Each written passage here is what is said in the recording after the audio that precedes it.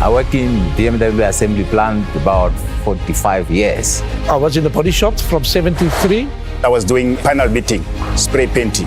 I work on 5 Series. 5 Series. I built in that car.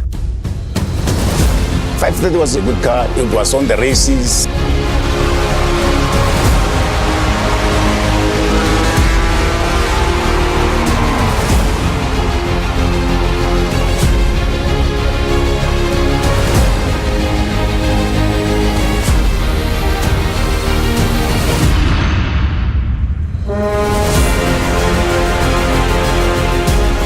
I never thought I can still see this kind of cars again.